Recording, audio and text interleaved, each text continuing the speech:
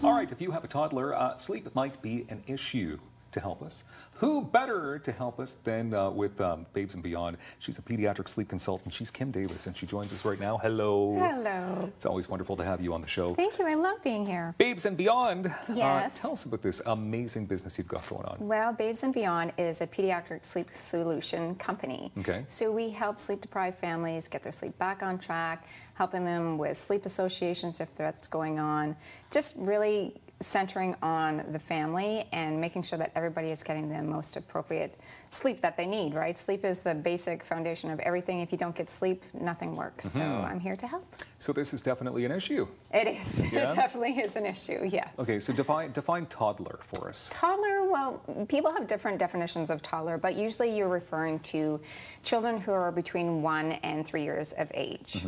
So that's what a toddler would be. Okay, and there's not much sleep getting No, there's done not. No, and that's why I'm here. Last time that, we were talking about nightmares and night terrors the last time I was on. So this is a little bit more uplifting. So always the happy topics with you.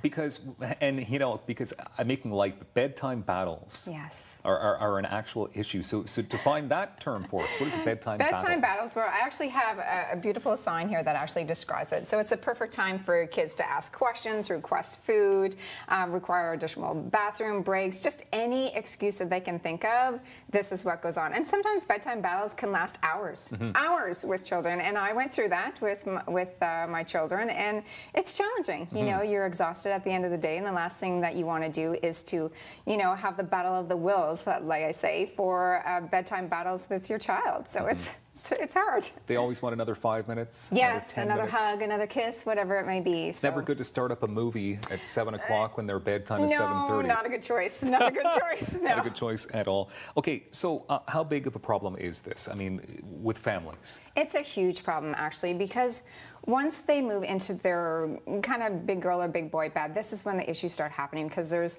a novelty that happens. Oh, I can get out of bed, I can go, I can see what's going on downstairs, that sort of thing. But when mom and dad say it's bedtime, they want to get back out of bed, right? So I call it the jack in the box as well. So they get back, they're in bed, then they get out, then they're in bed, then they get out, right? So this can go on for hours, like I said, and we need to figure out a way for them to understand that, it is bedtime, we need to go to sleep, the importance of sleep, and that's why I'm here today to talk about a bedtime pass. Okay, bedtime pass, because you do have some strategies. I do. And one includes the bedtime pass. That's it. So are you and I going to make a bedtime pass? We are, because it's super easy. One of the great things about the bedtime pass is that you're including your child in it, right? So they have the satisfaction that they're actually taking part in the process. The worst thing that you could do is to just, give your toddler, this is what you need to, give mom and dad to get out of bed, sort of thing. But you want to understand, you want to actually tell them why it's happening and what the circumstances are, if they're not following the bedtime rules. So this actually gives parents a plan for the night, right? Okay. Sometimes bedtime battles, like I said, can last for hours, and there's a lot of emotion involved, right? So this gives the parents a plan, and it sets boundaries, it sets guidelines, and that's what toddlers and older children, all the way up to, like, say, 8 years of age, they thrive on that, right? They need the boundaries, they need to be consistent, and this gives them a bedtime pass to actually be able to get out of bed or to ask a certain request or whatever it is. But once it's, used, then it's relinquished for the night, and they have to stay in bed. Okay, so they can only be used once per night. Only once per night. Okay, so would you like to put together a bedtime pass? Absolutely. We have some things for you, and I actually put out your name to make it a little bit easier for you. So I can get a bedtime pass? You can. All right, okay. So my daughter and my son actually made one for the show today. This is my daughter and my son's, and we actually did a little craft. So it's engaging, right, for the family as well.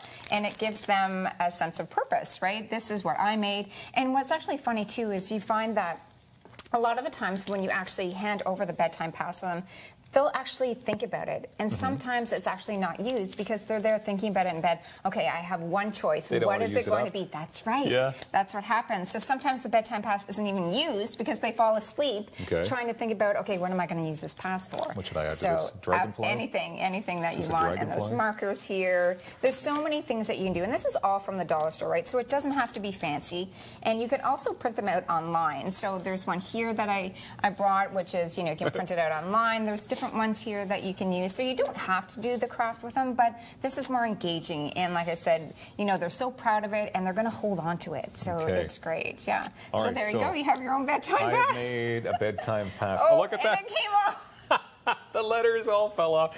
Okay. That's okay. All right, look. That's okay. We'll have to use glue the next time. Okay, what is your second strategy before we run out of time? Because I know you have 2 items that you want to talk because about. Because sometimes what happens with the bedtime pass is it keeps going, right? So it's not this thing that's going to work overnight. It takes a little bit of, you know, consistency with parents, because what happens is that they're going to keep trying to get out of bed.